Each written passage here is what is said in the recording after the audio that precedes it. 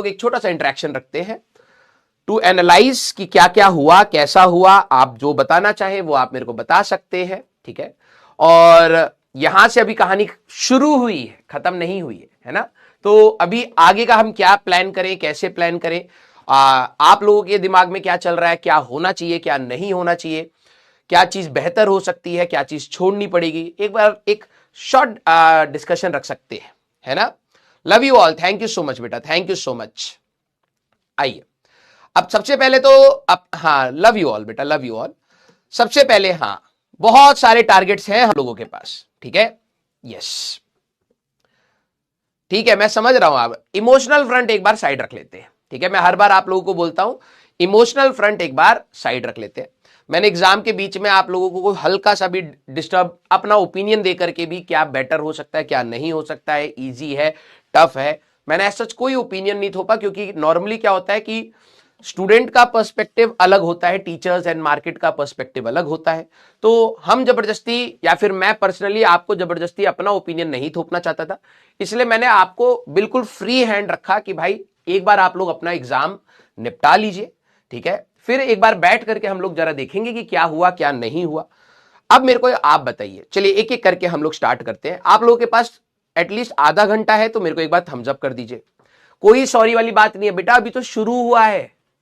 यही तो तुम्हें क्लियर करने के, तुम्हें कई बच्चों के लिए लग रहा होगा, क्योंकि मैं मैसेज पढ़ रहा हूं, ठीक है, रिप्लाई नहीं कर रहा हूं, लेकिन मैं मैसेज पढ़ रहा हूं, इसलिए मैंने इंटरेक्शन रखा।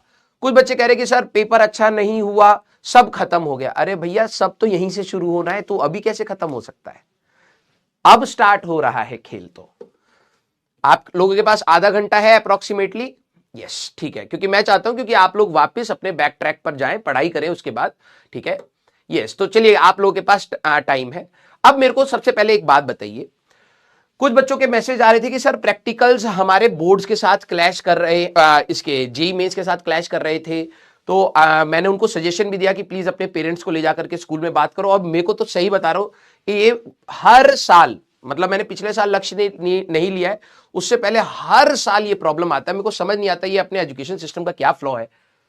गवर्नमेंट ही डिसाइड कर रही है जेईई मेंस इंपॉर्टेंट है, गवर्नमेंट ही डिसाइड कर रही है बोर्ड्स इंपॉर्टेंट है, तो क्लैश किस बात का? स्कूल को बताओ भाई, डायरेक्शन दो कि भाई ये इतने दिन तक एक नेशनल लेवल का एग्जाम लिया जा रहा है और गवर्नमेंट ले रही है, इस समय आप कुछ नहीं कर सकते। बोर्ड्स के समय जो 9th 10th और इन सब के 9th 11th इन सब के एग्जाम नहीं रखे जाते हैं स्कूल में। क्यों? क्योंकि एक नेशनल लेवल की चीज हो रही है, तो उसमें और डिस्टर्बेंस ना आए, उसको एक स्मूथली फंक्शन किया जाए, ये होना चाहिए। कितने बच्चों का ये इशू आया, ठीक है, कि एग्जाम्स के टाइम पर आपके या तो प्री बोर्ड्स का या अटेंडेंस का या फिर प्रैक्टिकल्स का बवाल चल रहा था। मुझे एक बार ये बताइए, कितने बच्चों के साथ था ये? सुनते ही नहीं। अब मैं समझ पा रहा हूं आप लोगों का पेन, ठीक है। और मैं हर बार, जितनी बार लक्ष्य में रहा हूं, मैंने हर बार बच्चों को यह बात पहले से कम्युनिकेट करने की कोशिश करी है कि आपका क्लैश होगा, प्लीज उसको समझ करके रखिएगा और प्लीज अपने टीचर्स के साथ कम्युनिकेट करके रखिएगा। कई बच्चों के साथ हुआ होगा, आई नो, ठीक है। तो एक ये लर्निंग हुई है हमारे पास कि हम एक ही टाइम पर दो मेन चीजों पर फोकस करने में थोड़ा सा हमसे गड़बड़ियां हो सकती हैं, है ना। अब लकीली मैं अब आप सभी लोगों को एक बात बोल रहा हूं, लकीली एक बेनिफिट हमारे पास ये निकल के आ रहा है कि अभी बोर्ड्स जब आपके होंगे तो आपका उस समय कोई और एक्स्ट्रा कोई एग्जाम नहीं है। और जब आपका जेईई मेंस 2 होगा उस समय आपको बोर्ड्स का लोड नहीं लेना होगा। जब आपका जेईई एडवांस का एग्जाम होगा तब आपको उस समय अपने जेईई मेंस का लोड नहीं लेना होगा। अब कहीं ना कहीं चीजें सेग्रीगेटेड होंगी, तो this is a positive sign. हाँ, कई बच्चे हो सकता है इसमें पैनिक हो, सर मेरा जेईई मेंस 1 खराब हो गया। कोई दिक्कत नहीं है, जेईई मेंस 2 है हमारे पास और अभी भी एक सब्सटेंशियल टाइम है जिसमें काफी चीजें हम लोग बेहतर कर सकते हैं। लेकिन यस, अब आप इस पैनिक मोड से बाहर निकल आइए कि चलिए ठीक है, एक सिस्टम का फ्लॉ कह सकते हैं, सिस्टम की थोड़ी सी कमजोरी कह सकते हैं कि जिसकी वजह से थोड़ा सा मिस हैपनिंग्स कई बच्चों के साथ हो जाती हैं। लेकिन यस, गवर्नमेंट ने हमें एक और मौका भी दिया है कि जेईई मेंस 1 अगर किसी बच्चे का नहीं हो पा रहा है अच्छा, तो एटलीस्ट जेईई मेंस 2 है हमारे पास, राइट। हाँ अच्छा, अब आप लोगों के बोर्ड्स के कई बच्चे अलग स्टेट बोर्ड्स में होंगे, कुछ बच्चे सीबीएसई बोर्ड में होंगे। तो अब क्या हमें यहां से करना है, तो चलिए हम लोग जरा धीरे धीरे करते हैं।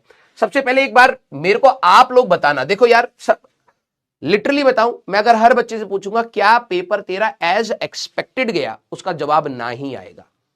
टॉपर भी कहीं ना कहीं एक आध सवाल पर थोड़ा सा उसका मन खट्टा होता है कि उसको लगता है यार ये 2 सवाल बन सकते थे, या कैलकुलेशन कैसे गलती कर दी, या कंसेप्ट कैसे हो सकता है, ये चीज दैट इज क्वाइट नॉर्मल। तो मैं आपसे ये नहीं पूछूंगा कि क्या आपका पेपर एज एक्सपेक्टेड गया, डेफिनेटली होगा। मेजॉरिटी बच्चे मैं कह रहा हूं वो अपनी एक्सपेक्टेशन से नीचे गिरे होंगे।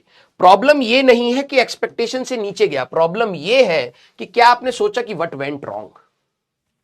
Sorry is not going to give you rank, समझिए बेटा, ठीक है। तो प्लीज आप लोग अपने आप को कमजोर मत बनाइए, ये सॉरी वर्ड अभी नहीं चलेगा, ठीक है। अभी भी आपके पास टाइम है। अगर आप इसमें सिंपैथी के मोड में जा रहे हैं तो आप नहीं निकाल पाएंगे इस पेपर को। आपको सेल्फ मोटिवेटेड होना पड़ेगा। जो गलतियां हुई हैं, जैसे आप सॉरी बोल भी रहे हैं, व्हाट वेंट रॉन्ग आपके हिसाब से? प्रेशर, लेंदी, ठीक है, प्रेशर कई बच्चों ने बोला है, फिर लेंदी बोला है। अब देखो ना, अगर मैं ईमानदारी से आपको बात बोलूं तो मैं आपको कुछ ऐसी चीज बोलूंगा आपको चुभेंगी, और यह समझना कि मैं आपको नीचा दिखाने के लिए या डिमोटिवेट करने के लिए क्रूशियल टाइम पर नहीं करूंगा। मेरे को भी पता है कि मेरे वर्ड्स बहुत कैलकुलेटेड होने चाहिए कि जिससे बच्चे का मोटिवेशन डाउन ना हो। मैं कोशिश करूंगा कि आपको एक पॉजिटिव लाइट में चीजों के बारे में बताऊं। जो ये आप फील कर रहे हैं उसका रीजन क्या है? रिवीजन, ठीक है। कुछ बच्चों का ऑर्गेनिक है, कुछ का ऐसा है, समझ गया। सिलेबस कंप्लीशन, टेस्ट, सिलेबस ही कंप्लीट नहीं था। चलिए, और पैनिक कर गए, प्रेशर हो गया, ठीक है। प्रोक्रेस्टिनेशन,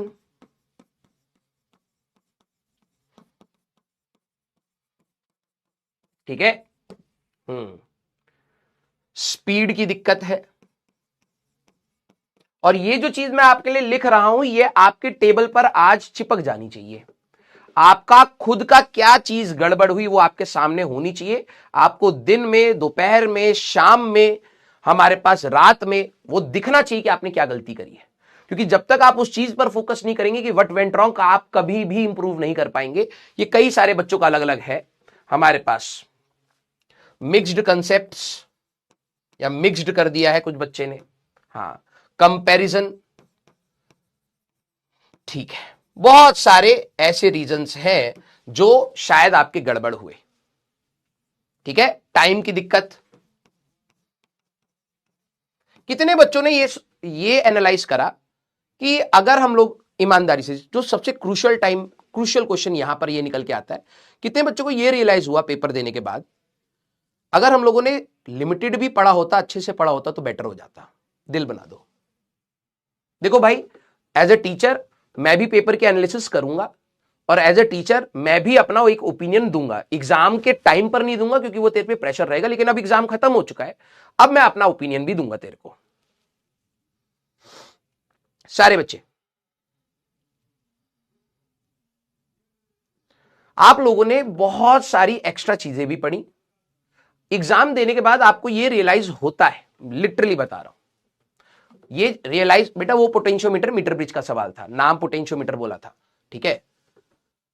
कई बच्चों को यह रियलाइज होता है कि यार काश हमने ना कुछ इतना ज्यादा लोड ना लेकर के सही चीजों का लोड लिया होता ना सही टाइम पे, ज्यादा बेटर रहता। और मैं अपनी पूरी तैयारी में आपको यही कह रहा था, it is not complex, it is hard. Hard क्यों? क्योंकि कंसिस्टेंसी बनानी है, हर दिन पढ़ना है। अब शायद आप प्लीज मेरे उस वर्ड को समझिएगा, हमें कॉम्प्लिकेट नहीं करना। चलिए मान लेते हैं एक बच्चे का कह रहा है कि नहीं सर पोटेंशियोमीटर का था, ठीक है, एक सवाल, बाकी हार्ड क्वेश्चंस मैं पूछूंगा, बाकी जो पढ़े थे वो होने चाहिए थे, मैथ्स के, केमिस्ट्री के, फिजिक्स के, वहां क्यों गलती हुई, वहां क्यों छूटा। जेई मेंस ने कार्नोट इंजन बोला था नहीं आएगा, पिछली बार आ गया था, ठीक, एक सवाल, ठीक है। कुछ शिफ्ट का एक सवाल, जिसको फॉर्मूला पता था उसने कर लिया होगा, जिसको नहीं पता था, तू बोर्ड्स का स्टूडेंट है, बोर्ड्स के लिए अगर मान ले तूने पढ़ा है, तेरे को फॉर्मूला पता है, तू कर सकता है, ठीक है। एक्सक्यूज फाइंड करना बंद कर दे बेटा। अब एक सवाल गया ना, बाकी अब मैं पूछूंगा तेरे को दर्द होएगा। तो प्लीज कमियां निकालना, जो ये वाली चीजें है ना, इससे मैंने इसलिए साइड में क्या रखा है, what was right in this process.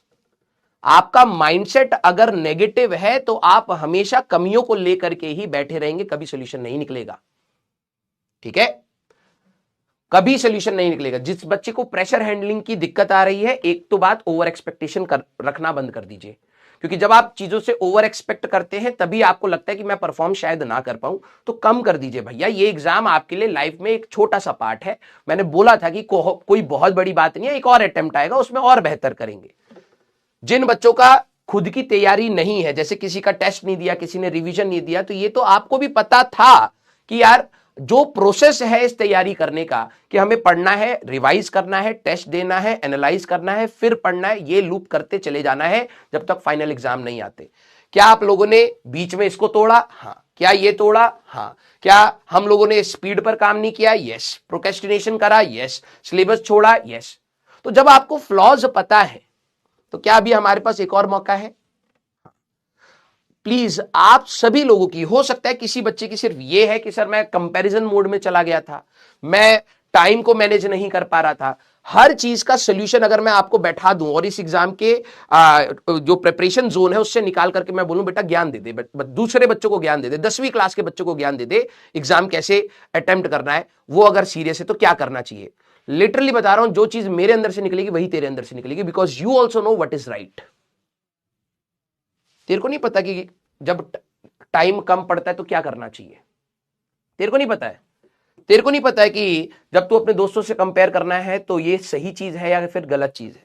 तेरे को नहीं पता है कि स्पीड बढ़ाने के लिए क्या करना होता है। क्या मैं अलग से बोलूं और कोई भी टीचर आकर के तेरे पे डंडा मारे, तेरे को एक अलग से साइकोलॉजिकल टॉर्चर दे कि बेटा इसको करने के लिए 5 स्ट्रेटेजीज, इसको करने की 3 स्ट्रेटेजीज, ये बोलने के बाद तेरे को रियलाइज हो और फिर तू 2 दिन करे क्योंकि दूसरे ने बोला, फिर तू वापस बैक ऑन ट्रैक आए, ऐसा एक्सपेक्ट कर रहा है?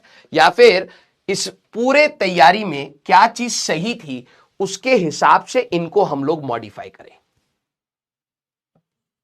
देखिए यार, आप सभी लोग इमोशनल हो सकते हैं क्योंकि कई बच्चों का एग्जाम शायद उतना अच्छा नहीं हो, और मैं आपको अभी भी दोबारा बोल रहा हूं, आपका जेईई मेंस 2 में भी आप गलतियां करेंगे।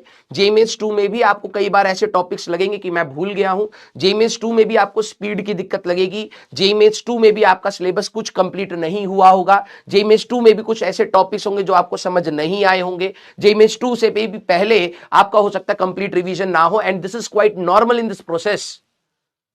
लेकिन सिर्फ उसी पर ही स्ट्रेस आउट करते करते अगर आप अपने एफर्ट्स को कम कर रहे हैं, ये बेवकूफी है। समझ रहे हो? कोई परफेक्ट तैयारी नहीं कर पाता है। सबको अपने तैयारी के प्रोसेस में सबका आईक्यू अलग है, सबकी अंडरस्टैंडिंग अलग है, सबकी अडेप्टेबिलिटी अलग है। आपको यह समझना पड़ेगा कि आपके लिए कुछ प्रॉब्लम्स थी तो उनका निवारण कैसे किया जाए, उसका सोल्यूशन कैसे ढूंढा जाए। प्लीज, अगर आप 2 दिन भी अपना रोने पीटने में लगा रहे हो तो यह वही है कि 2 दिन आपने कुछ पढ़ लिया होता। अगर आपको सही में दर्द हो रहा है कि यार बेटर हो सकता है, What was right in this process? कितना पॉजिटिविटी ढूंढ पा रहे हो सारे बच्चे? फ्लूइड्स का सरफेस टेंस मैंने बीच में ना पुश नहीं करा, पता है, मैं फ्लूइड्स का था, ग्रेविटेशन का था मेरे पास, ठीक है।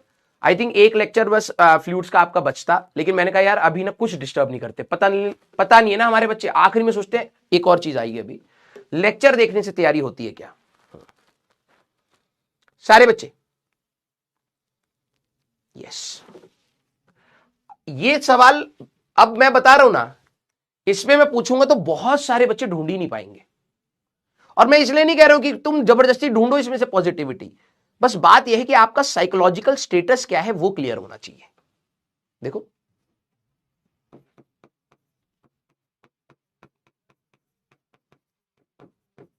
ये 2 सवाल ना ही मैं आपके अंदर की कमी निकालने की कोशिश कर रहा था कि आप सोचो ये करो, नहीं, आपका साइकोलॉजिकल स्टेट यहां से क्लियर होता है। व्हाट वाज राइट, इस पूरे प्रोसेस में एक्चुअली में आपने हार्डवर्क किया है, ठीक है, कमियां है लेकिन किया तो है आपने। यू ट्राइड टू मैनेज, आपने चीजों को मैनेज करने की कोशिश करी। आपके प्री बोर्ड्स चल रहे थे, आपके जेईई मेंस का रिवीजन चल रहा था, और मैं देख रहा था कि भाई मेरा लेक्चर आ रहा है, मैथ्स के 2-3 लेक्चर आ रहे हैं, केमिस्ट्री के आ रहे हैं 4-4 5-5 लेक्चर्स। अब कोई बच्चा हो सकता है कर पा रहा हो, कोई बच्चा नहीं कर पा रहा हो। अब सर नहीं देने चाहिए था, इतना लोड था और कोई चारा भी नहीं था। इस तैयारी में उतना ही टाइम मिलता है रिवीजन के लिए। अब तू अपना कंफर्ट जोन ढूंढ रहा हो, वो कंफर्ट जोन नहीं है भाई, क्लियर है। ट्राई टू मैनेज आप लोगों ने किया, आपने रिवीजन करने की कोशिश करी, कई लोग तो नहीं करते बिल्कुल भी। आपने टेस्ट देने की कोशिश करी, नहीं करते हैं बच्चे। आपने अपने बोर्ड्स के प्रैक्टिकल्स को भी साथ में मैनेज करने की कोशिश करी, ये पॉजिटिविटी भी तो है। हां, मैं इसमें आपको ये जरूर कहूंगा, कमियां रहती हैं, कोई भी करता। अगर मैं तेरी जगह होता, मैं जब 12वीं में था, मेरे से भी कमियां रही, हर बच्चे से कमियां रहती हैं। लेकिन अगर आपका एटीट्यूड ये है कि सिर्फ आप पूरे दिन इसके बारे में सोच रहे हैं, तो बिलीव मी, आप कभी भी अपने आप को पॉजिटिव खुद से नहीं रख पाएंगे। ये जो टाइम है, मैं ये आपसे सवाल क्यों पूछ रहा हूं, this is not an easy task बेटा, this is not an easy task to find positivity in your life. नहीं ढूंढ पाते, क्योंकि हम लोगों की एक मेंटेलिटी है कि हम लोग अपनी लाइफ में कमियों के बारे में ज्यादा सोचते हैं, और जो कर रहा होता है बेहतर लाइफ में, वो एक्चुअली में पॉजिटिविटी के बारे में ज्यादा सोचता है। और मैं हमेशा से अपनी तैयारी में आपको यही कहता हूं कि भाई भाड़ में, क्या नहीं हुआ नहीं हुआ, इतना क्या लोड लेना, जितना मैं कर पाऊं। जब मैं इस तैयारी से निकलूं तो मेरे अंदर ये होना चाहिए कि यार भाई, इससे ज्यादा मैं नहीं कर सकता था, ये मेरा बेस्ट था। अब इसमें मेरे को अगर एनआईटी मिल रहा है या फिर एक प्राइवेट कॉलेज मिल रहा है, एटलीस्ट मैं अपने बेस्ट पर आकर के कर रहा हूं। ठीक है भाई, दुनिया मेरे से तेज होगी, लेकिन मेरा बेस्ट तो यहां था ना। तो एक सेटिस्फेक्शन लेवल आपके अंदर रहेगा कि यार दिस वॉज माई बेस्ट। ठीक है, दूसरों के कंपैरिजन में कम है, हाँ हो सकता है मैं उस लड़ाई को जीतने की कोशिश कर रहा था जो मेरे लिए नहीं है, लेकिन ठीक है, अभी इसके लिए हम करते हैं, आगे देखते हैं, क्या पता कोई दूसरी लड़ाई हो जिसमें मेरा जीत हो। तो ये तो हम लाइफ के लिए ओपन करेंगे ना भाई, तो तुम अपना पॉजिटिव माइंडसेट सबसे पहले क्लियर कर लो। ठीक है, अब एक और चीज, कई बच्चे कह रहे थे सर फिजिक्स टफ है। कई बच्चे, जैसे अभी एक बच्चे का कमेंट आ गया, केमिस्ट्री सर इस बार केमिस्ट्री ने झटका दे दिया। और कई बच्चे कहते हैं सर मैथ्स इस बार कंपैरेटिवली इजी थी, लेकिन केमिस्ट्री ने झटका दे दिया। अब मैं एक बात बोलूं, हर्ट होएगी जब रिजल्ट आएगा ना, देख लेना, किसी अच्छे बच्चों का परसेंटाइल खराब नहीं होगा, वो अपनी जगह बैठे होंगे। It was doable. The problem is the way you prepared chemistry, the way you prepared. आपको सब चीजें पढ़ाई गई। बात यह है, अब ये बुरी लग जाएगी, सर आप बाहर बैठ करके तो कह रहे हो कि केमिस्ट्री इजी है, एग्जाम में कठिन होगा ना। भाई तेरा मेरे ओपिनियन से तो कोई फर्क नहीं पड़ना चाहिए, लेकिन तेरा ओपिनियन जो बन रहा है उसको मैं तोड़ना जरूर चाहूंगा। जिस दिन रिजल्ट आएगा ना, तू देख लेना कितने बच्चे परफेक्ट स्कोर मार जाएंगे। मतलब तेरे क्राउड में ऐसे बच्चे हमेशा रहेंगे, हर साल रहते हैं, चाहे पेपर कठिन हो या आसान हो, करने वाला होता है। अब बात यह है कि तू बैठ करके उनको गरियाना चाहे, सिस्टम को गरियाना चाहे, या तू खुद से इंट्रोस्पेक्ट करे कि यार डुएबल तो थी, अब हम लोग अगली बार अगर मान लो फिजिक्स कठिन आती है तो क्या मैं रेडी रहूंगा। इस बार मैथ्स, कई बच्चों को उन्होंने कहा कि कंपैरेटिवली पिछले सालों से आसान थी, दोबारा मैथ्स कठिन आ जाएगी तो क्या मैं तैयार रहूंगा। ये तो तेरे लिए आई ओपनर था, यस और नो। सच बात यह है, आपके बैच में भी कई ऐसे बच्चे होंगे जिन्होंने परफेक्ट स्कोर मारा होगा। जिस दिन रिजल्ट आएगा आप देख लीजिएगा। आप केमिस्ट्री को एक्सक्यूज बना रहे हैं, वो केमिस्ट्री को बेनिफिट बना रहा है। आपकी तैयारी ये मैटर करती है कि आप अपने सब्जेक्ट्स, जहां पर आपको लगा, अगर किसी को लग रहा है कि यार मेरी केमिस्ट्री शायद उस तरीके से नहीं गई, तो रोने से बेटर है कि काम कर। ठीक है, रोने से बेटर है कि काम कर और देख क्यों नहीं गई। पहले उस रीजंस को फाइंड कर, और फिर किन किन टॉपिक्स को तू उठा सकता था, किन किन चैप्टर्स को तू उठा सकता था, किन किन क्वेश्चंस को तू उठा सकता था, जिससे और बेहतर हो जाए। केमिस्ट्री टफ होगी, एडवांस से तो टफ नहीं हुई ना, बता। केमिस्ट्री टफ होगी, चल मैं मान लेता हूं, एडवांस से कठिन होगी। क्या आपको क्लास में एडवांस लेवल की तैयारी नहीं कराई है, तो फिर कैसे टफ हो गई। क्योंकि प्रॉब्लम यह है कि जब वो भी करवाई गई थी ना, तो तेरा ध्यान सिर्फ ये था कि यार टीचर ने मेरे 4 सवाल करवा दिए, टीचर ने मेरे 5 सवाल करा दिए। प्रॉब्लम इज नॉट कि टीचर क्या कर रहा है भाई, प्रॉब्लम ये है कि तू कितना कर रहा है। नॉर्मली बच्चों को लगता है कि सर मेरे को ना लेक्चर दे दो, मेरे को ये दे दो, मेरे को वो दे दो। भाई तेरी थाली पे 1000 चीजें रखी जाएंगी, उससे तेरा पेट नहीं भरेगा, तेरे को खाने से ही पेट भरेगा। सीधी सी बात ये है। अपना मेंटेलिटी एक चीज क्लियर कर लीजिएगा, यहां से जो आगे का खेल है, it's not about the teacher. Literally बता रहा हूं, it's not about the teacher, it's about you. जिस बच्चे को ये क्लियर हो गया कि यार मैं जितना पुश करूंगा उतना ही पा जाऊंगा, अगर आपका दिमाग ये क्लियर है, तो आप कहीं ना कहीं एक सही रास्ते पे निकल जाएंगे। लेक्चर देखने से, सिर्फ लेक्चर देखने से तैयारी नहीं होती है। लेक्चर में कराए हुए सवाल आप जब सामने आए, 10 दिन के बाद आए, 20 दिन के बाद आए, आप उसको सोच ले जाएं, आप उसके बारे में कंसेप्चुअली करेक्ट हो, आप उसकी कैलकुलेशन सही तरीके से निकाल ले जाए, तब समझ आना कि भैया लेक्चर काम का था, नहीं तो प्रवचन था। फिर समझ आई बात? हाँ, आइए, लेक्चर डिपेंडेंसी नहीं, आपके नोट्स की डिपेंडेंसी होनी चाहिए। क्लास में कहीं ना कहीं आपको सारी चीजें बताई गई हैं, वो आपको और इंप्रूव करना है। हाँ, एड ऑन्स क्या है वो धीरे धीरे अभी करे जाएंगे। आपका दिमाग, मेरे को पता है कई बच्चों को रहेगा सर ये हो जाता तो और अच्छा होता। मैं बता रहा हूं, जब एक बार लड़ाई हो जाती है तो लड़ाई करने के बाद, इंट्रोस्पेक्ट करने के बाद पता लगता है यार ये चीज हमें और करनी चाहिए थी। ये हर बार रूम ऑफ इंप्रूवमेंट हमेशा रहता है, स्कोप ऑफ इंप्रूवमेंट हमेशा रहता है। लेकिन ये भी तो एनालाइज करना कि क्या जो तेरे पास टूल्स थे, क्या जो तेरे पास एफर्ट्स थे, क्या जो तेरे पास बेनिफिट था, उसको तू सही से यूज करा या नहीं करा, ये भी तो सोचना चाहिए हमें। और ये जो टाइम है इंट्रोस्पेक्ट करके अपने इंप्रूवमेंट पे रखने का टाइम है। प्लीज दूसरे पर डिपेंडेंसी जिन बच्चों ने बनाई, लिटरली बता रहा हूं फंस जाओगे। मैं ये नहीं कह रहा हूं कि कोई काबिल नहीं है उस डिपेंडेंसी के लिए, बहुत लोग काबिल हैं, खड़े रहेंगे आपके साथ, टीचर्स, सिस्टम, सारे लोग खड़े ही हैं, आपके पेरेंट्स भी खड़े हैं। लेकिन खेल सिर्फ इनका नहीं है, खेल मेजॉरिटी तेरा है। और तेरे को ये क्लियर कर लेना है कि यार यहां से अब मेरे एफर्ट्स ज्यादा होने चाहिए। हाँ, मेरे को हल्का हल्का सपोर्ट रहेगा, टीचर्स है, प्रेजेंस है, इंटरेक्शन है, वो मेरे लिए काफी है, वो मेरे साथ खड़े हैं, मेरे को उतना बस फील चाहिए, बाकी सारा मैं संभालूंगा। ये सारे बच्चे प्लीज एक बार प्लान करिए। सर आता हुआ क्वेश्चन नहीं बन रहा था क्योंकि लास्ट मोमेंट की प्रिपरेशन ऐसी होती है। लास्ट मोमेंट की जब आप प्रिपरेशन करते हैं तो वो कहीं ना कहीं खोखली हो जाती है, सच बता रहा हूं। अगर आपको सवाल आते थे दैट मींस आपका कॉन्फिडेंस लेवल लो था, या फिर आप कहीं ना कहीं कंसेप्चुअली इनकरेक्ट हो रहे थे। तो अब आप लास्ट मोमेंट तक पहुंच रहे हो, बस उसको ब्रश अप करना है और उसको थोड़ा बेटर करना है। ठीक है? हाँ, आइए अब वे फॉरवर्ड यहां से क्या है। चलिए भाई, देखो यार ये बात बोलनी बहुत जरूरी थी। और पता है कई बच्चों के ना मेरे को मैसेज आ रहे थे, ऑल्दो मैं ज्यादा नहीं बोलूंगा क्योंकि मेरे को पता है बच्चे वो प्राइवेसी को भी रिस्पेक्ट करते हैं। मैं एक ही जगह पर हूं, व्हाट्सएप पर हूं, तो बच्चे मैसेज कर देते हैं। आज भी सुबह कई बच्चों का मैसेज आया है। मैं समझ पा रहा हूं आपका पेन एंड पैनिक, इसीलिए मैंने कहा कि एक इंटरेक्शन करके सभी को एक बार एक तरीके से जवाब बताता हूं। और मैंने सोचा था कि यार मैं आपको ना खुश करने के लिए बात नहीं बोलूंगा, जो दिल की बात है वो मैं क्लियरली बोल दूंगा। बुरा लग जाए कोई दिक्कत नहीं है, बेनिफिट ही होगा। कुछ दवाइयां कड़वी होती हैं, ठीक है, लेकिन वो बेनिफिट करती हैं। अब कितने बच्चे, अब आते हैं सारे बच्चे 10-15 मिनट और, क्योंकि अब आगे क्या है, वे फॉरवर्ड क्या है। पीछे जो हो गया उसको आपको इंट्रोस्पेक्ट करना है, पॉजिटिव माइंडसेट अपना क्लियर रखना है। अब मेरे को एक बात बताइए आप लोगों के लिए, कितने बच्चों को यह लग रहा है कि जेईई मेंस में 94 परसेंटाइल या 120 प्लस आप ले आएंगे? क्योंकि अभी किसी को नहीं पता क्या स्कोर आना है, लेकिन 120 मैं फिर भी बोल रहा हूं क्योंकि अभी जेईई मेंस 2 भी है, तो 120 प्लस आप ले आएंगे? जरा ये बताइए। पोल होता तो ज्यादा बेटर रहता, पोल नहीं है।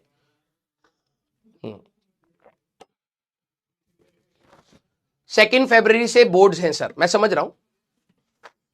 हाँ, क्योंकि अब की कहानी क्या है, फरवरी में अब आपको इसीलिए मैंने सबसे पहले ये सवाल पूछा। हाँ, कई सारे बच्चे हैं जो 120 प्लस ऊपर जा रहे हैं और कुछ बच्चे शायद नहीं जा रहे। सर आपको कैसे पता कट ऑफ? मेरे को नहीं पता है, ठीक है, मैं एक वाइल्ड गेस ले रहा हूं। 120 इज अ गुड स्कोर। 120 क्योंकि अब शिफ्ट अलग है, नॉर्मलाइजेशन अलग है। 120 इज अ गुड स्कोर। मेरे को लगता है 120 के अराउंड आप 94-95 परसेंटाइल के अराउंड होंगे, and that's a good sign कि आपका जेईई मेंस कहीं ना कहीं क्वालिफाई हो रहा है। ठीक है, वेरी गुड। अब यहां से देखना, अब देखो यहां पर क्या है, हर प्रकार का बच्चा रहेगा, तो प्लीज अपने आप जिस कैटेगरी में लाई कर रहे हैं उनके लिए मैं बता रहा हूं। अगर मान लीजिए आपके अब 2 कौड़ी की हरकतें मत करना, क्योंकि हर साल मैं ये चीज बताता हूं, बच्चे कहते सर मेरे 120 आ रहे हैं तो मैं किसका करूं? ले भाई, एक रेंज बना देता हूं 100 से 120 प्लस। किसी का 100 प्लस हो, 120, 100 से नीचे वालों का अलग सोचना पड़ेगा। 120 प्लस है दैट मींस गुड साइन है। बेस्ट तो नहीं बोलूंगा, एक गुड साइन है। क्यों? क्योंकि आप अपने जेईई मेंस 2, जेईई 2 में आप अपना स्कोर इंक्रीज कर सकते हैं। तो एक पहले पॉजिटिविटी रखिए कि हाँ, एक नॉमिनल, इतने प्रेशर, इतनी मिसहैंडलिंग में आपने एक सब्सटेंशियल स्कोर कहीं ना कहीं पकड़ा है।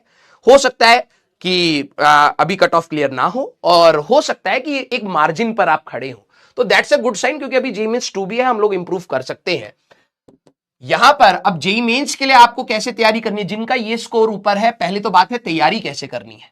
आप लोगों को अपने बोर्ड्स के लिए फिक्स डेज करने हैं, बोर्ड्स के लिए डेज फिक्स कर लीजिए अपने सारे बच्चे, भले ही आप सीबीएसई बोर्ड है, आप स्टेट बोर्ड है, कई बच्चों का अभी फरवरी से स्टार्ट है, आप अपने डेज फिक्स कर लीजिए। अगर मान लीजिए किसी का 2 फरवरी है, ठीक है, तो अब वो कह रहा है कि सर मैं 31 जनवरी और एक, अब हर बच्चे की तैयारी अलग अलग है, तो आप अपने हिसाब से डेज फिक्स कर लीजिए। 1 फरवरी सर मैं इसमें कोई भी जेईई मेंस की बात नहीं सोचूंगा, ये प्रॉपरली फॉर माय बोर्ड्स है, ठीक है। तो आप अपने डेज फिक्स कर लीजिए, एटलीस्ट 3 डेज आप रखिए बिफोर एग्जाम, और इसमें इस तरीके से पढ़िएगा बेटा जैसे भैया कल जिंदा नहीं रहेंगे। क्यों? क्योंकि अगर आपने इन 3 दिन को बर्बाद कर दिया, बोर्ड्स खराब होंगे और जेईई मेंस में भी नहीं पकड़ पाओगे। आप अपने एग्जाम से मिनिमम 3 दिन पहले, 3 days before, no JEE mains की सोच है भैया, नो जेईई मेंस।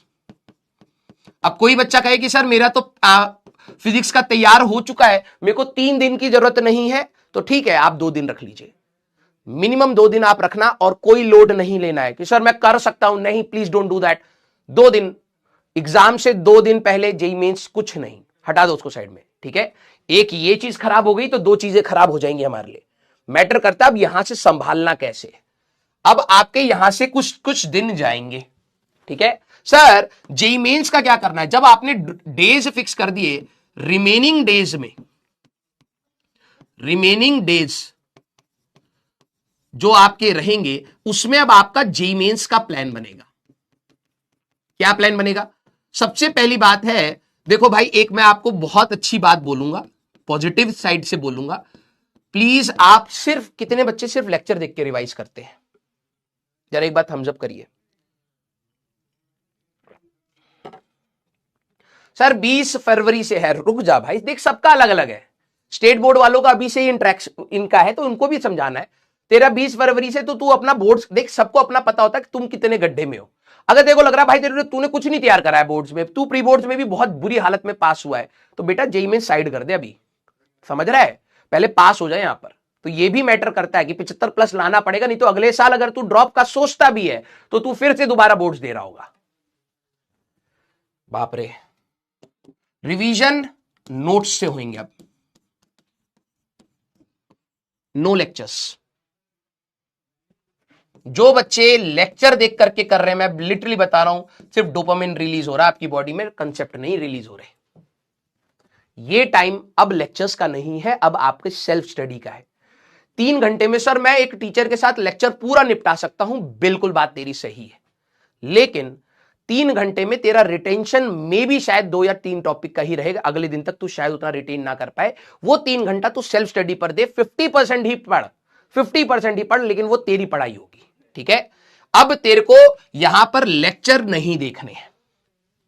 चलिए, तो गलत बात हो गई, तो लेक्चर देखने ही नहीं है। हाँ, अगर तेरे को लग रहा है कि यार कि मेरे को ये आता है, मैं खुद से रिवाइज करूं या फिर लेक्चर देख लूं, सही है। लेकिन अगर तेरे को आता नहीं है, तू सोच रहा है सिर्फ लेक्चर से ही रिवीजन हो जाएगा, कुछ नहीं होने वाला। 2 दिन खुशी मिलेगी, उसके बाद आंसर नहीं आने वाले। रिवीजन सारे बच्चे, नो लेक्चर्स, आपको अपने खुद के नोट्स बनाने हैं। जो भी आपके फॉर्मूले हैं, राइट एंड लर्न। कुछ बच्चे फॉर्मूले भूल रहे हैं, तो प्लीज आपकी कॉपी, एक बार आपने चैप्टर रिवाइज करा, आपके दिमाग में टॉपिक्स चलने चाहिए। यार ये टॉपिक था, ये टॉपिक था, ये टॉपिक था, इसमें ये फॉर्मूला, इसमें ये फॉर्मूला, सर ने कॉपी में यहां ये लिखाया था, यहां ये लिखाया था। आंख बंद कर, सोच और लिख दे, सोच और लिख दे। जिन बच्चों का फॉर्मूले का प्रॉब्लम है, राइट एंड लर्न। आप ये मत सोचना कि खाना खाते समय मैं फॉर्मूला शीट आगे रख लूंगा, नहीं। आपका अगर वो वीक पॉइंट है, that means it is demanding full concentration for you, right. आप उसको रैंडम टाइम में कभी भी आप उसको डिस्ट्रीब्यूट करके नहीं पढ़ सकते। आती हुई चीज को आप कर सकते हैं उस तरीके से, लेकिन अगर आपको पता है कि ये एक प्रॉब्लम बन गई थी मेरे लिए जेईई मेंस में, तो आपको तमीज से, तसल्ली से उसको टाइम देना चाहिए, ठीक है। रिवीजन करेंगे, फिर आपका टेस्ट देंगे, फिर से आपको अपने मॉक्स देने हैं। अब सर कितने मॉक्स देने चाहिए? आप 3 डेज में 1 मॉक्स दीजिए, 1 मॉक विद प्रॉपर एनालिसिस। जो सवाल गलत हुए, कुछ बच्चे, अब देखो एक बात बोलूंगा फिर बुरी लगेगी, टेस्ट तेरे को भी पता था इस प्रिपरेशन का बहुत बड़ा पार्ट है, तू बिल्कुल आखिरी में जागा है, तेरे को भी ये बात पता थी कि test is a crucial part in this preparation, लेकिन तू आखिरी में जागा। लेकिन चलो जागा, वही बहुत इंपॉर्टेंट है मेरे लिए। अब तू हर 3 दिन में एक मॉक टेस्ट देने की कोशिश करेगा। अब कोई बच्चा कंफर्टेबल है 2 के लिए 2 कर लेना, हर दिन मॉक टेस्ट नहीं देना, नहीं तो दिमाग मतलब फंस जाता है, सेचुरेट कर जाएगा। इतना भी पैनिक नहीं करना है, 3 दिन में एक मॉक देना है, कोशिश करना है टाइम बाउंड हो करके, ठीक है, कि भाई टाइमर लगाया और बिल्कुल जेईई मेंस के जैसे आप देते हैं वैसे करेंगे। सर प्रैक्टिस के लिए क्वेश्चंस आपकी पीवाईक्यूज ओनली, बस। सर कौन से ईयर के?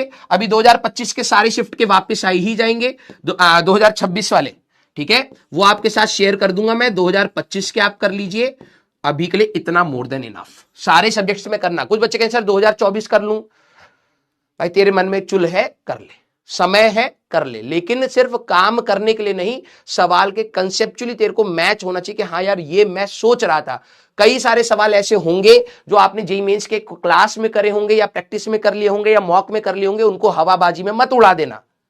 कुछ बच्चे ये ऐसे होते हैं, वो क्या करते हैं, अबे इसका तो आंसर बी है, अरे इसको तो पता है सी है, मतलब तेरे को नहीं पता है। मैंने बहुत बच्चे ऐसे देखे हैं आंसर रट चुके हैं। आप दोबारा उनको सॉल्व करिए with same concentration, same calculation आपको करनी पड़े दोबारा कर दीजिए। 2 साल में आपको दे रहा हूं, इसमें भी आपको ऑलरेडी फिजिक्स केमिस्ट्री मैथ्स में ऑलरेडी बहुत सवाल हो जाएंगे। अगर आपको लग रहा है कि नहीं सर मेरे पास और समय है, 1 साल और पीछे चले जाइए। अरे 2054 लिख दिए तो बहुत आगे चला गए। 2024, 2025, ठीक है, और फिर आपका 24। हाँ देखो ध्यान इनका 54 पर है, आ रहा हूं बिट सेट पर, ठीक है। ये आपकी प्रिपरेशन रहेगी रिवीजन वाली। और ये किस दिन करना है? जब आपने बोर्ड्स को हटा करके जो आपके दिन बच रहे हैं, आप दोबारा अपनी तैयारी करेंगे। अब कितने बच्चों को ये लग रहा है, क्योंकि अब देखो यहां पर ये हुआ, अब कुछ बच्चे होंगे सर 100 से नीचे, ठीक है, जो इससे ऊपर है। अब कुछ बच्चे होंगे जो 200 प्लस भी होंगे, उनके लिए भी मैं आपको बता दूंगा। उनका तो बहुत सिंपल हो जाता है, क्योंकि एक बार अगर आपने, मैंने इसलिए पहले भी बोलता, अगर जिस बच्चे ने जेईई मेंस 1 संभाल लिया ना, उसके लिए रास्ता उतना ही आसान हो जाएगा। स्टार्टिंग कठिन है क्योंकि उससे पहले पूरा पढ़ना पड़ेगा, लेकिन जेईई मेंस 1 क्लियर करते ही रास्ता कंपैरेटिवली चिल हो जाएगा। अब जेईई मेंस 2 का उसको लोड नहीं होगा। जिसके 200 प्लस होंगे उसकी कहानी काफी सिंपल है।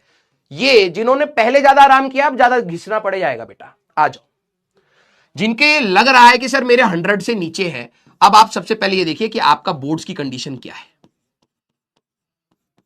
अब इसमें 2 प्रकार के बच्चे हो सकते हैं। एक जो सही में अच्छा बच्चा था लेकिन कुछ सिचुएशन की वजह से मार्क्स कम हो गए, नेगेटिव मार्किंग ज्यादा खा लिया, कुछ टॉपिक्स मिक्स कर दिए, पैनिक कर गया, प्रेशर था, ये वो जेन्युइन रीजंस जो होती है इस तैयारी के, उसकी वजह से कहीं फॉल आउट कर गया है। और एक ये जिन्होंने सही में काम चोरी करी थी, ठीक है। अब मेरे को नहीं पता कि 100 माइनस वाले में आप अपने आप को किस कैटेगरी में रखते हो। 100 नीचे सब कुछ, सर मेरे नेगेटिव आ रहे, तू भी इसी में ही है। 2 प्रकार के बच्चे निकल के आते हैं। एक जेन्युइन इश्यूज वाले, हो सकता है उस दिन आपका दिन नहीं था, हो सकता है आप फॉर्मूले में कंफ्यूज कर गए, कोई और फॉर्मूला लगाना था कुछ और लगा दिया, एक्सपेंशन कुछ और लगा दी, या फिर कैलकुलेशन में कुछ गड़बड़ कर दी। जेन्युइन इश्यूज की वजह से अगर आप इधर हैं, तो आप सबसे पहले एनालाइज करेंगे आपके प्री बोर्ड्स में एक मिरर था। प्री बोर्ड, आपके प्री बोर्ड्स में क्या सिचुएशन थी। अगर आप एक अच्छा स्कोर ले रहे थे, 75+ % आपकी बन रही थी, दैट मीन्स आप अगर गुड स्कोर आ रहा था प्री बोर्ड्स में, गुड है, ठीक है, तो सेम स्ट्रेटेजी यूज करेंगे, सेम स्ट्रेटेजी एज हमारे पास 100 to 120+। क्योंकि किस्मत खराब थी ना, बच्चा थोड़ा खराब है। अगर किसी की कंडीशन सही है कि बोर्ड्स उसको इतना टाइम नहीं देना है, ठीक है, तो उस दिन किस्मत खराब थी, तैयारी आपकी यही रहेगी। लेकिन सर मैंने काम चोरी करी थी, और देख ले बेटा मैं आपको एक और बात बोल रहा हूं, ठीक है, मैं एक और बात बोल रहा हूं, अगर तू एक्सेप्ट नहीं कर रहा है कि तूने काम चोरी करी है, बहुत जल्द अब तेरे पेरेंट्स को पता लगने वाली है। समाज क्या बोलेगा क्या नहीं बोलेगा, मैं हमेशा बोलता हूं भाड़ में गया। हम क्या बोलेंगे, भाड़ में गया। एटलीस्ट तू इतना लायबल है कि तेरे पेरेंट्स ने जो तेरे लिए 2 साल मेहनत करी है वो अपना काम करे हैं। हो सकता है वो हर पेरेंट्स ऐसे नहीं होते कि भाई कि जब तू पढ़ाई कर रहा हो तो तेरे को खाना ला करके दे दे या फिर चाय पिला दे, नहीं कर पाते कुछ पेरेंट्स, ठीक है, कोई दिक्कत नहीं है, हर फैमिली का स्ट्रक्चर अलग होता है और उसको रिस्पेक्ट करना चाहिए। लेकिन उनका जो काम था क्या उन्होंने ईमानदारी से करने की कोशिश करी? यस, डेफिनेटली करी, जितना वो कर सकते। भाई तेरे में कमियां हैं तो पेरेंट्स में भी कमियां हैं, वो भी कभी कभार काम पर जाते होंगे, नहीं हो पाती होंगी चीजें, यस और नो। तो वो तो हमें रिस्पेक्ट करनी पड़ेगी कि भाई लाइफ है, कभी कभार पेरेंट्स हमारी एक्सपेक्टेशंस को पूरा करते हैं, कई बार नहीं करते हैं। लेकिन अगर तूने ये एक्सेप्ट नहीं करा कि तूने काम चोरी करी है, बिलीव मी, अब सबसे ज्यादा पेन तेरे पेरेंट्स को होगा। अभी भी टाइम है, संभाल ले। जिनके जो काम चोरी के चक्कर में, अब आपको ये खुद से डिसाइड करना है, काम चोरी करी थी, खुद को पता है कि सर मैं नहीं पढ़ा था, ठीक है। अगर आपका ये वाला फंडा है और आपके बोर्ड्स खराब है तो जेई मेंस से ज्यादा, जैसे मैंने वहां पर उनको दिया है 3 दिन पहले, फर्स्ट प्रायोरिटी आपके लिए बोर्ड्स है। सर मेरा फिर जेई मेंस कैसे होगा? 2 नाव पर चलेगा ना बेटा, तो गिरेगा ही गिरेगा। पहली प्रायोरिटी तेरे लिए बोर्ड्स है। जिन बच्चे के प्री बोर्ड्स में मार्क्स सही में बहुत खराब थे, सर जेई मेंस में अच्छे आ रहे थे, आपकी भी first priority becomes the boards. क्यों? मैं आपको बता रहा हूं, हो सकता है आपको लगे कि सर मेरा जेई मेंस 2 के लिए तो मेरे को बचेगा नहीं टाइम, ये पहले सोचना चाहिए था पहली बात तो। लेकिन ठीक है, तू अब कंसर्न्ड है तो मैं बता रहा हूं, मैं तेरे को 2 गड्ढों में से एक गड्ढे में गिरने के लिए कह रहा हूं, नहीं तो तू दोनों में गिरेगा। अगर ये खराब कर लिया और तूने सोचा कि यार मेरा जेई मेंस सुधर जाएगा, सुधर भी गया ना, तू जेई मेंस बहुत अच्छा कर लिया, कोई फायदा नहीं होगा, तो तू दूसरे गड्ढे में भी गिरेगा। तो एटलीस्ट 2 गड्ढों में गिरने से बेटर है एक गड्ढे में गिर ले, है ना। तो सबसे पहली प्रायोरिटी ये है, तो तू अपने कंफर्ट के हिसाब से नंबर ऑफ डेज सेट करेगा। बोर्ड्स के लिए बोर्ड्स के पीवाईक्यूज आप सभी लोग अपने लास्ट 10 इयर्स के ट्राई करेंगे। कुछ टॉपिक्स हट गए हैं, उनको जरा देख लीजिएगा, उनके क्वेश्चंस को रिवाइज करने की जरूरत नहीं है, ठीक है। लिखना आना चाहिए तमीज से, और रिमेनिंग डेज पर जब तेरे को कॉन्फिडेंस आ जाए तो रिमेनिंग डेज पर तू अपना जेई मेंस पर फोकस करेगा। क्या करना है? सेम नोट्स से रिवाइज करेगा, कोई लेक्चर डिपेंडेंसी नहीं होनी चाहिए, फॉर्मूले खुद के लिख करके याद करेगा। टेस्ट ये 3 दिन में दे रहे, तू 1 हफ्ते में देगा, 1 वीक 1 टेस्ट। सर मैं तो उनसे पीछे हो जाऊंगा, तू पीछे है, रियलाइज कर ले बस। पीवाईक्यू वो हर के कर रहे हैं, तू एक का पीवाईक्यू करेगा, ठीक है। तू एक पीवाईक्यू करेगा 2026 के, अगर समय बचा तब तू 2025 पर जाएगा। क्लियर? अब कुछ बच्चे होंगे हमारे पास, ठीक है, जो सही में बहुत अच्छा स्कोर कर गए होंगे, 200 प्लस बोल देता हूं। अब सर मेरे 180 आ रहे हैं, गुड स्कोर, ठीक है, 180 टू 200 प्लस, दैट मीन्स आपका एनआईटी कहीं ना कहीं कंफर्म हो गया है। सर अच्छा लग रहा है सुनकर, तो प्राउड भी फील करना चाहिए। जब गलत हो तो गलत फील हो, सही करो तो सही फील करो। 180 to 200 plus depending on the categories, I would say आपका एनआईटी कंफर्म है, ठीक है। कितने बच्चे इस रेंज में गिर सकते हैं? डमी वाले क्या करें? 170 180 गुड स्कोर। अब देखो एक रेंज क्यों बोल रहा हूं, क्योंकि फिक्स नहीं है, वो डिपेंड करेगा। उस दिन रिजल्ट आया, अगर मान लो सर आपने तो बोला था एनआईटी कंफर्म है, नहीं हो रहा है, मेरे को बुरा लग रहा है, कोई दिक्कत नहीं भाई, हम यहां से प्रोजेक्शंस ले रहे हैं, खुश होने की जरूरत नहीं है, लेकिन हां एक सेटिस्फेक्शन तो ले ही सकते हैं, ठीक है। 150 160 आप अच्छे स्कोर पर है, मे बी शायद आपके हाथ में कुछ अभी ना आ रहा हो, लेकिन जेई मेंस 2 में अगर आप थोड़ा सा 20-30 मार्क्स का ग्रोथ कर ले गए, आपको एक एनआईटी अच्छा मिल जाएगा। Yes, very good, very good. तो जो बच्चे इस जोन में है, रिलैक्स, सबसे पहला काम। हाँ सर मेरे 160 समथिंग है, गुड स्कोर, नॉमिनल, हो सकता है आपको जो चाहिए वो ना मिले, लेकिन मिल रहा होगा, एनआईटी के आसपास आप मिल रहे होगे। अब मेरे को नहीं पता आपकी किस कैटेगरी में अप्लाई कर रहे हैं, हो सकता है आपको मिल रहा हो, ठीक है। तो मतलब एक गुड साइन है, जब इनका गुड साइन है तो आपका एक बहुत अच्छा बेटर साइन है, ठीक है। सबसे पहले आपको अपना स्ट्रेस कम करना है, क्योंकि अगर आप उस रेंज के मार्क्स में हैं, दैट मींस आपका आईक्यू लेवल अच्छा है, आप कहीं ना कहीं इतना सारा जो भी रायता फैल रहा था पिछले 1.5-2 महीने में, आपने कहीं ना कहीं उसको अच्छे से मैनेज कर लिया है। आपकी एफिशिएंसी तब आएगी जब आपके अंदर एक एक्सेप्टेंस हो। मेरे को पता है जिस दिन आपको ये रियलाइज हो जाएगा ना, ऐसे बच्चों को मैं जानता हूं, जब इनको ये होता है ना कि आप कंफर्ट जोन आए, तो ये कंफर्ट जोन में आराम करने वाले बच्चे नहीं होते, ये कंफर्ट जोन में फोड़ने वाले बच्चे होते हैं। इनको पता है कौन रोकता है, इनको सिर्फ स्ट्रेस रोकता है। अगर ये ओवर थिंकर निकले तो ये अपना कबाड़ा करेंगे, अदरवाइज अगर ये कंफर्ट जोन में हो गए ना, तो इनकी पढ़ाई करने की आदत है पहले से, ये अपने आप को कंट्रोल करना जान रहे हैं, ये समझ रहे हैं कि किस समय पर क्या इंपॉर्टेंट है, उसकी क्या प्रायोरिटी है, उसको पहले करना चाहिए, उसको नहीं करना चाहिए, कैसे अपने आप को कंट्रोल करे, ये सब जानते हैं। इन लोगों के अंदर एक खास बात है, इनको कंफर्ट जोन चाहिए। एक बार इनको कंफर्ट जोन मिल जाए, ये इससे बेटर कर ले जाएंगे। तो सबसे पहला साइन आपके लिए है, मैं ये नहीं कह रहा हूं कि एक अच्छी ब्रांच कंफर्म हो गई या बेस्ट एनआईटी कंफर्म हो गया, कुछ है हाथ में, ठीक है। मतलब इतने 2 साल की तैयारी में एक अच्छा कॉलेज कहीं ना कहीं आ गया हाथ में, जो हमें कहीं ना कहीं चाहिए भी था। तो this is a good sign. अब आप लोगों को क्या करना है, इस स्कोर तक आते आते आप लोग जनरली, जो मैं बच्चों का ट्रेंड जानता हूं, जनरली इन्होंने पीवाईक्यूज अच्छे से लगाए होते हैं, जेईई एडवांस के भी लगाए होते हैं। अब आप लेवल 3 ऑफ मॉड्यूल कर सकते हैं,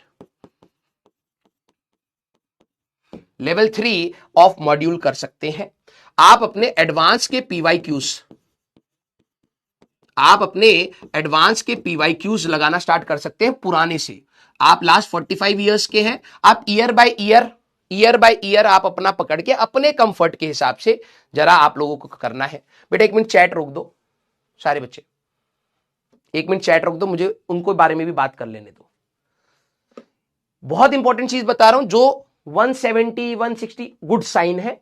अब आपका फोकस, सर मैं जी मेंस पर देखूं या नहीं देखूं, क्यों नहीं देखेगा बे, जेई मेंस पर भी मैं इसको ना अगले पेज पर ले चलता हूं, क्योंकि यहां पे थोड़ा सा स्पेस कम है। अगर आपका 180 to 200 प्लस का स्कोर बन रहा है, जैसे कई बच्चे बता रहे हैं कि सर इतना मैं स्कोर कर ले जाऊंगा, तो आपकी अब तैयारी बोर्ड्स की, मेरे को पता है कि अगर आप इस कैलिबर के हैं तो आप बोर्ड्स में 2 डेज अपना रखेंगे बिफोर एग्जाम। कुछ नहीं सोचेंगे उस समय, सर मेरा पूरा सिलेबस तैयार है, मेरे को मैथ्स आती है, केमिस्ट्री आती है, तो मैं क्या करूं, तो 1 दिन पहले कर ले कंफर्ट के हिसाब से। तेरे को लोड नहीं लेना है, तेरी एफिशिएंसी मैं बता रहा हूं तभी गिरेगी जब तू लोड लेगा। तू ये समझ कि सर मैं 2 साल, ये फीलिंग रखनी है दिमाग में, सर मैंने 2 साल ना बहुत पढ़ा है, कोशिश करी है सर, गलतियां मेरे से भी हुई हैं, लेकिन मैं कहीं ना कहीं एक अच्छी जगह पर खड़ा हो गया। अब यहां से आगे कैसे होगा, लोड कम करके। लोड किस चीज का, मेरे को ओवर थिंक नहीं करना है, लालच नहीं करना कि मैं और आगे जाऊंगा, नहीं, मेरे को अपनी एफिशिएंसी बढ़ानी है। अब मैं ये नहीं सोचूंगा कि मेरे को क्या मिल रहा है क्या नहीं मिल रहा, भाड़ में गया, यहां से अब बेहतर इंसान निकल के आएगा। तो एग्रेसिव मोड अपना ऑन करना है, क्या मिलेगा क्या नहीं मिलेगा, अब इससे बेहतर ही मिलेगा, ये आपका टारगेट होना चाहिए। तो 2 days before exam JEE mains के लिए जो भी आपका टाइम है, अब आप डिवाइड करेंगे अपना जेई मेंस एंड एडवांस, ठीक है।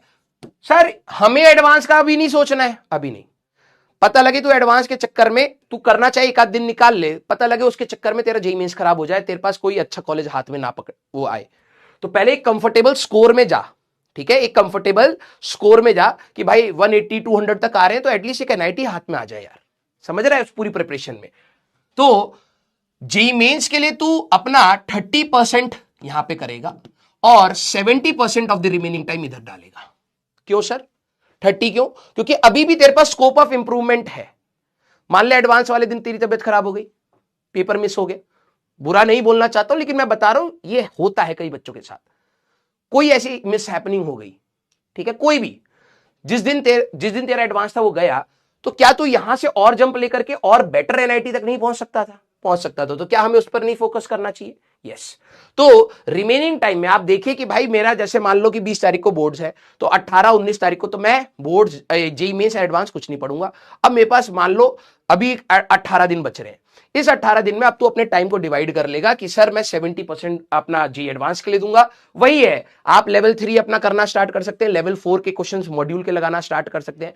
आपकी कोई प्रेफर्ड किताब है, मैं वर्ड्स नहीं बोलूंगा, आपको पता है मार्केट में बहुत फेमस किताब है, अगर आपको लगता है कि यार मैं एक बुक पर्टिकुलरली उठा करके अगर आपको लगता है मैं पूरी खत्म कर सकता हूं अच्छे सवालों को, एक ही करना, रंग बिरंगी किताबें मत पकड़ना, मार्केट में बहुत अच्छी अच्छी किताबें हैं। आपको लगता है मॉड्यूल, तो मॉड्यूल अगर आपके पास पहले से था तो लेवल 3 एंड लेवल 4 क्वेश्चंस आप उनके ट्राई कर सकते हैं। और अगर आपके पास कोई पहले से आपने खरीदी हुई किताब है, आपको लगता है यार सर इसमें भी अच्छे क्वेश्चंस हैं, अब हमें क्वेश्चंस ये नहीं मैटर करते कि ये अब आएंगे या नहीं, अब ये मैटर करता है मेरे पास कंसेप्ट है या नहीं। ठीक है, इसलिए कह रहा हूं अब यहां से मैटर क्या कर रहा है कि तू कितने सवाल अच्छे लगा रहा है, पेशेंटली लगा। एक चीज और बता रहा हूं, कुछ छोड़ना हो, कुछ लीव करना हो, कर देना। कर देना कहने का मतलब 10% ऑफ सिलेबस आप छोड़ सकते हैं। क्या बात कर रहे हो सर? जो इस कैटेगरी में है मैं आपको बता रहा हूं। अगर आपको लग रहा है सर फिजिक्स में 2 चैप्टर हैं जो मुझे आते हैं लेकिन उतने अच्छे से नहीं आते, भाड़ में गए। ये गेम जो आपका एडवांस का है, इट्स नॉट अबाउट कि तेरे को कितना आता है, इट्स अबाउट कि तेरे को जो आता है वो कितना सटीक आता है। दोनों में अंतर है भाई। जेईई मेंस हमारा एग्जाम है जिसमें तेरे को कितना आता है मैटर करता है, ज्यादा से ज्यादा क्वेश्चन सही करके आने, मैक्सिमम स्कोर अटेन करना है। यहां पर तेरे को क्वेश्चंस ही कम करने को मिलेंगे, उसमें से भी तू तेरे को सिलेक्टिव होकर के कुछ सवाल लगाने हैं, वो गलत नहीं होने चाहिए। मतलब जो आता हो वो सटीक आना चाहिए। तो अगर आप 10% ऑफ द सिलेबस, मान लो फिजिक्स में हमारे पास 27-28 चैप्टर हैं, आपको 2-3 चैप्टर छोड़ने हैं, छोड़ दो सर, उनका वेटेज हाई है, लालच में नहीं, हमारे सही आंसर आने चाहिए। अगर हाई वेटेज वाले चैप्टर का तेरा आंसर सही आ रहा है, क्यों छोड़ेगा? लेकिन अगर मान ले कि एक चैप्टर है ऑप्टिक्स जिसका सवाल बन रहा है, थर्मोडायनेमिक्स हर बार सवाल आ रहा है, तेरे से नहीं बन रही, तूने खूब ट्राई करा, नहीं हो रहा, तू आंसर तक सही नहीं पहुंच पा रहा है, we will not take the risk, let it be. Easy सवाल आया तो जेईई मेंस लेवल का तेरे को आता है, इजी अगर आया, और जनरली थर्मो का ऐसे इजी आता है। अगर तेरे को इजी लगा, मीडियोकर रेंज का है, तो तूने जेईई मेंस में इतनी तैयारी करी होगी तो उसको फोल्ड ले जाएगा, लेकिन स्ट्रेस नहीं लेंगे। उसकी एनर्जी, थर्मोडायनेमिक्स की एडवांस वाली एनर्जी, अगर तेरे को लगता है कि तेरा वीक है, तू नहीं कर पा रहा है, वो उठा करके उस चैप्टर पे लगा जो तेरा मीडियोकर है और तेरा इंटरेस्ट वाला टॉपिक है, और तू उसको बेटर कर सकता है। बात समझ आई? सारे बच्चे दिल बनाइए। तो ये हर कैटेगरी की बात है। कुछ बच्चों को होगा सर मार्च में क्या करना है? मार्च अभी है नहीं, अभी फरवरी है हमारे सामने, हम सिर्फ फरवरी सोचेंगे। सर अप्रैल में क्या करेंगे? कुछ नहीं, कुछ नहीं, अभी तेरे सामने फरवरी है, उसके लिए करेंगे। जो एडवांस के लिए, जो ये बच्चे हैं हमारे पास, अगर आप अपना कुछ दिन एडवांस के लिए निकाल रहे हैं, वेरी गुड। अगर आप एक आध दिन एडवांस के लिए निकाल पा रहे हैं तो आप लोगों को वरुण बैच मिलेगा ही। अब मैं आपको फिर बता रहा हूं भाई, देख ईमानदारी से एक बात बोल रहा हूं, हर टीचर बहुत बच्चों को पढ़ा रहा है, बीट ऑनलाइन बीट ऑफलाइन, हर बच्चे का सिलेक्शन नहीं हो रहा है। This is the hard reality जो हमें पता है, मेरे को बहुत क्लियर पता है कि मेरे पढ़ाने से सिलेक्शन नहीं होगा, मेरे पढ़ाने से बच्चे के सिलेक्शन में सपोर्ट होगा। समझ रहा है? सपोर्ट मेरे दिमाग में बहुत क्लियर है, तेरे दिमाग में क्लियर हो जाना चाहिए कि सर के पढ़ाने से मुझे सपोर्ट मिलेगा, मेरे पढ़ने से सिलेक्शन होगा। आपको जो सपोर्ट चाहिए ना बेटा, वो आपको मिल जाएगा। ये मिड फरवरी के बाद आएगा। सर इसको कैसे मैनेज करेंगे? इसमें तो लेक्चर्स आएंगे, हमारा बोर्ड्स होगा एंड ऑल।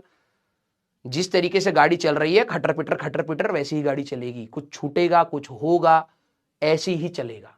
तो आपको ये सोचना है कि यार कि मेरे पास जो लेक्चर्स आएंगे, कोशिश करूंगा मैं पीडीएफ निकाल करके जो दिन मैंने एडवांस के लिए रखे मैं खुद से सवाल सॉल्व करूं। 10 सवाल टीचर ने कराए, 5 मेरे से हो जाए, 50% का टारगेट रखना है एडवांस के लिए। उतना अगर मैं कर पा रहा हूं, गुड है। सर हम लोग जो बच्चे, अब देखो मैं इसीलिए कह रहा था कि हमारे पास जो यहां पर जो है ना मिसमैनेजमेंट की होती है। अब किसी बच्चे का जिसका स्कोर 100 से 120 था, अगर ये जंप मार करके 200 पहुंच गया, ठीक है, बहुत होंगे ऐसे बच्चे जो आखिरी में जंप मार जाएंगे, जो मेरी बात को सही से समझ गए, सही से कर गए, वो जंप मार ले जाएंगे। जो जंप मार ले जाएगा अब उसको पैनिक होगा, यार कईयों के दिमाग में चल भी रहा है, कितनों के दिमाग में ये चल रहा है, फ्री रहेगा बेटा आपके लिए वरुण बैच, ठीक है। कितनों के दिमाग में चल रहा है, अगर मेरा ग्रोथ, इस रेंज वाले बच्चे अगर मेरा ग्रोथ हो गया तो मुझे एडवांस के लिए टाइम नहीं मिलेगा। सर वरुण में क्या होता है? वरुण में कोई थ्योरी नहीं होगी, पहली बता रहा हूं, कोई थ्योरी नहीं होगी। हां अगर एक आध टॉपिक में हमें लगा कि इसके बारे में बताना चाहिए तो थ्योरी के साथ बता देंगे, लेकिन सिर्फ क्वेश्चन प्रैक्टिस होती है, कुछ सिलेक्शन क्वेश्चन है। और वो क्वेश्चन क्या है? आपको सोचने के लिए मजबूर कर रहे हैं कि अच्छा सोचो, ऐसे सोचो, वैसे सोचो, बस थॉट प्रोसेस के लिए, कोई और चीज एक्स्ट्रा नहीं है। अगर आप वो चीज खुद से कर सकते हैं तो आप खुद से भी कर लीजिए, वो भी आपके लिए बेटर है। आया ना दिमाग में? मेरे को पता है आपके दिमाग में क्या क्या चीजें चलेंगी। अब इसके दो तरीके हैं। सर अगर मेरा जेई मेंस मान लो क्वालिफाई हो गया इस बार, डाउट्स कैसे आते हैं, जेई मेंस क्वालिफाई हो गया सर, लेकिन परसेंटाइल इतनी अच्छी नहीं है कि मेरे को एक एनआईटी या फिर कुछ अच्छा मिले, तो क्या मैं एडवांस की तैयारी करूं या फिर उसकी तैयारी करूं, एनआईटी के लिए कर पहले। This is a step. पहला फोकस, जिनका रिजल्ट वाले दिन के आसपास हम फिर मिलेंगे, ठीक है। अब क्योंकि इसके बाद तो स्पेकुलेशंस होंगी कि क्या स्कोर आएगा क्या नहीं आएगा, लेकिन आपको अंदाजा है तो आप अपनी तैयारी मत रोकिएगा, आप यहां से करते चलिएगा। अब जिस दिन रिजल्ट होगा एक दिन एब्जॉर्ब कर लीजिएगा, थोड़ी डांट वांट खा लीजिएगा, थोड़ा मोटिवेट हो लीजिएगा, थोड़ा डिमोटिवेट हो लीजिएगा, फिर मिलेंगे हम, फिर बात करेंगे। जो इस रेंज में होंगे उनके अंदर ये डाउट आएगा, अगर मैं ग्रोथ कर गया तो मेरे को एडवांस के लिए उतना टाइम नहीं मिलेगा, and that is the reality. सच है। तो सर मेरा सिलेक्शन कैसे होगा? होता है, that is also a reality. But smartness ये कहती है कि भाई हमारा अगला स्टेप क्या है। अगर मैं एक ऐसे रेंज में हूं जहां से हो सकता है, तो जो चीज पहले हो सकती है उसको अटेन करिए। आपके दिमाग में यह होना चाहिए कि जेईई मेंस 2 जाने के बाद मैं कहीं ना कहीं मेरे हाथ में एक एनआईटी तो हो, एडवांस हो या ना हो वो तो अलग बात है, पहले एनआईटी तो हो एक हाथ में, एक अच्छी ब्रांच तो हो। मान लो एडवांस नहीं निकला तो एटलीस्ट मैं यहां से एक मेरे पास ये डिसीजन होगा कि यार मेरे पास एनआईटी है, क्या मैं लूं इसमें, या फिर एडवांस में मेरा 10 15 20 मार्क्स का थोड़ा सा और वो होता तो मेरे को कुछ अच्छा मिल सकता था, तो क्या मैं इंप्रूवमेंट का सोचूं। वो माइंड क्लियर करने के लिए बहुत बेहतर रहेगा। तो आपका फोकस आप अपने कुछ दिन अपने एडवांस के लिए डालिए, क्योंकि तैयारी रहनी चाहिए कि अगर मान लो आप एक ऐसे स्कोर पर आ गए कि जहां से आपकी एडवांस की तैयारी होनी चाहिए थी, तो आपने एटलीस्ट जीरो से स्टार्ट नहीं कर रहे, आपने कुछ कुछ चैप्टर्स अपने कंफर्ट के हिसाब से, अपने स्ट्रेंथ के हिसाब से आपने देखे। अगर आपको सारे लेक्चर्स मिल रहे हैं, कुछ चैप्टर्स आपको लग रहा है कि यार ये मेरे लिए डाउटफुल है, मत देख, नंबर ऑफ लेक्चर्स का लोड खत्म हो गया, मत देख। जेईई मेंस 2 के बाद तू डिसाइड करियो, क्योंकि तू उसके बाद कंप्लीटली फ्री होगा, पूरा दिन तेरा है, पूरा दिन। तो उसके बाद तू डिसाइड कर लियो कि भाई अब तू कितने सिटिंग आवर्स की कैपेसिटी बनाना चाहता है। 1-1.5 महीना फिर से मिलता है, और तू इतनी बार अपने सिलेबस को पढ़ चुका होता है, 1.5 महीना approximately is more than sufficient, believe me, more than sufficient. आप वहां से उतना कर ले जाते हो जितना जेईई मेंस में आपके सवाल बनने चाहिए और सिलेक्शन होता है, तो वो भी एक पॉजिटिविटी का ही साइन है। क्लियर है क्या? Yes sir. BITS and CUET, ठीक है, बिटसैट और CUET, this is all up to you, this is all up to you. हमारा batch JEE Mains, advance and boards के लिए फोकस था। मेरा जितना भी एनालिसिस होगा सबसे पहले उस पर होगा। इसके बाद आप लोग बहुत सारे और फॉर्म्स निकलते हैं, आप उन फॉर्म्स को भरना चाहते हैं, बिल्कुल भर सकते हैं, आपके पास ऑप्शन है, फाइनेंशियल कंस्ट्रेंट नहीं है, आप भरना चाहते हैं बिल्कुल भर सकते हैं। सर बिट्स अच्छा या एनआईटी अच्छा, वो तब अच्छा या बुरा जब तेरे पास रैंक हो, पहले पेपर क्लियर कर ले फिर देख लेना, ठीक है। कुछ बच्चे इसमें भी होते हैं, अभी जैसे ही फर्स्ट परसेंटाइल आएगा वहीं से कॉलेज देखना स्टार्ट करेंगे, एंड बिलीव मी गड्ढे में गिरोगे, गड्ढे में गिरोगे बहुत घटिया। प्लीज वो समय बर्बाद मत करना। जब आपका परसेंटाइल फाइनल हो गया, रैंक आपकी फाइनल आ गई, तब सोचना कि भाई यहां से क्या मिल सकता है, उससे पहला सब ढकोसलेबाजी है। अगर आपको लग रहा है कि सर मेरे को सीयूईटी देना चाहिए, कर सकते हो, क्योंकि ये एग्जाम अलग चीज के लिए है। अगर आपको लगता है कि सर मैं बिट्स के लिए देना चाहता हूं, आप कर सकते हो। सेम प्रिपरेशन जो हमने करी है उसी प्रकार से बिट्स का है, ठीक है। इसके बारे में मैं और ओम सर बहुत जल्द एक वीडियो भी लाने वाले हैं, ठीक है। यस, हाँ। What about drop? No drop, कोई ड्रॉप नहीं। रास्ता भी तेरा खत्म नहीं हुआ, तू पहली गिव अप कर रहा है भाई। जिन जिन बच्चों के दिमाग में ये आ गया, इसका मतलब आप अगले साल भी नहीं कर पाओगे। सर ये कैसी बात हुई? हाँ, क्योंकि जब तेरे पास मौका था, तू मौका ढूंढ रहा है ना सिलेक्शन का, तेरे पास अभी भी मौका है, तू उसको तो रिस्पेक्ट कर ही नहीं रहा है। तेरे को ये लग रहा है time frame is an issue, no, time frame is not an issue, you are an issue, idiot. तेरे साथ मेंटली एक प्रॉब्लम है, तू बस टाइम फ्रेम बढ़ा करके सोचता है कि चीजें आसान हो जाएंगी, नहीं, कभी नहीं होंगी। अगर तू मेहनत करेगा तभी आसान होंगी। अगर किसी के दिमाग में चल रहा है कि सर मुझे ड्रॉप लेना चाहिए, नो ड्रॉप। जो करना है इसी बार करना है, और एक बार जब रिजल्ट आएगा तब बैठेंगे, क्योंकि अभी तू ये तेरे लिए इजी वे आउट है। लिटरली बता रहा हूं, जिसने ये सोच लिया कि जेईई मेंस 1 के बाद ही मैं ड्रॉप करने वाला हूं, तूने पहले ही हार मान ली भाई। सर क्यों? बहुत सारे बच्चे करते हैं, हाँ करते हैं, सबका थॉट प्रोसेस है। मैं तो ये कह रहा हूं कि अभी भी तेरे पास 2-3 महीने हैं, खेलना है खेल ले भाई ढंग से। जितना तेरे को ड्रॉप लेना पड़े पढ़ कर लियो भाई, मैं थोड़ा ना रोक सकता हूं, तो तेरा डिसीजन होगा। लेकिन मैं यहां से यही सजेशन दूंगा, अभी भी हमारे पास 1.5-2 महीने हैं, तेरे को ड्रॉप लेना है ना तो ले लियो, लेकिन कम से कम 180 के मार्क्स पर लियो कि भाई अब मैं यहां से सीधा एडवांस निकालूंगा। समझ रहा है? ये नहीं कि 50 मार्क्स आ गए अब मैं ड्रॉप ले लेता हूं, ये गिव अप वाला ड्रॉप था तेरा। एटलीस्ट फाइट मार ले, जितना तू मैक्सिमम स्कोर कर सकता है उतना कर ले, वहां से देख ले, क्या पता इसी बार कुछ अच्छा हो जाए।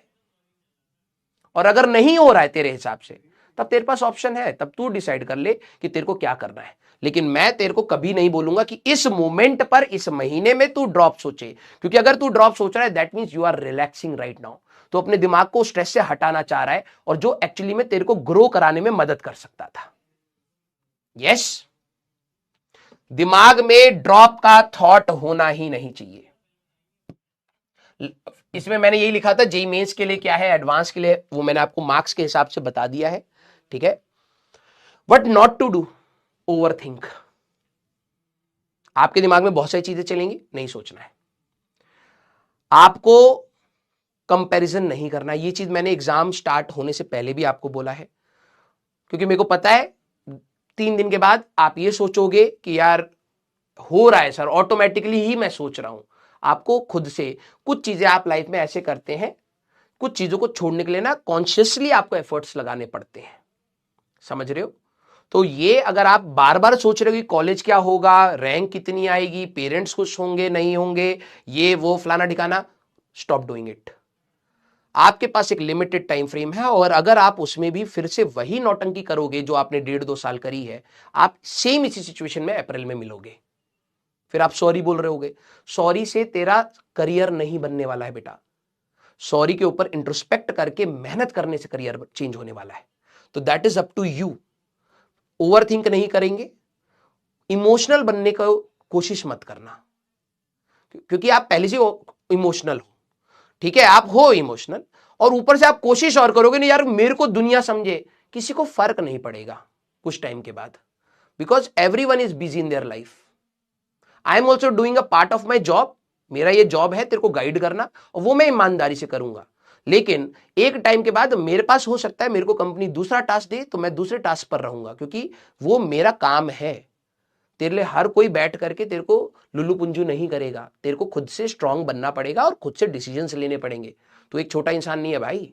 अगले साल तू वोट करेगा, देश तेरे से पूछ रहा है कि बताओ भैया देश कैसे चलना चाहिए, तेरा ओपिनियन मैटर करेगा। तो एटलीस्ट इतना स्ट्रांग बन कि तू अपना ओपिनियन बना सके और उस पर काम कर सके। यस सारे बच्चे। सर मतलब अभी भी हो सकता है? अच्छा, होने के लिए तो बेटा कभी भी हो सकता है, मेहनत करिए। क्लियर? यस। आप कैटलिस्ट लेना चाहे ले सकते हैं, बिल्कुल ले सकते हैं। उसमें आपके पीवाईक्यूज भी है, आपकी थ्योरी भी है, रिप्रेजेंटेशन भी है, आप कर सकते हैं। डमी वाले बच्चे जितने भी थे मैं आपको बोलूंगा बेटा देखो 2 साल का कंफर्ट जोन लिया है आप लोगों ने, स्कूल का पेन नहीं था ना आपके पास, अब वो आपको बहुत अच्छे से मैनेज करना है। आपको जितनी भी चीजें बोर्ड्स में पूछी गई हैं लास्ट पीवाईक्यूज लिख लिख करके देखना है, लिख लिख करके देखना है। आपको लगेगा एग्जाम में लिख लूंगा, नहीं लिख पाओगे, हाथ ही नहीं चलेगा। थोड़ी देर के बाद थक जाओगे, बोर हो जाओगे, आपको लगेगा भाड़ में गए पेपर, ये फीलिंग आ जाएगी आपके अंदर। ठीक है, तो लिख लिख करके अपनी कलम को घिस घिस करके आदत डाल लीजिए। यस, क्लियर सारे बच्चे? Clear, very good. और देखो यहां से चीजें डुएबल है, ठीक है, करी जा सकती हैं। It's all about the temperament right now. आप अपने आप को, वही मैंने कहा, आप जब मैंने पूछा क्या गलती हुई, आपने 1000 गिना दी, क्या पॉजिटिविटी था आपने सोचा भी नहीं। ठीक है, प्लीज अपना माइंडसेट नेगेटिव से पहले पॉजिटिव लाइए और कॉन्शियसली एफर्ट्स लगाइए उस चीज के लिए।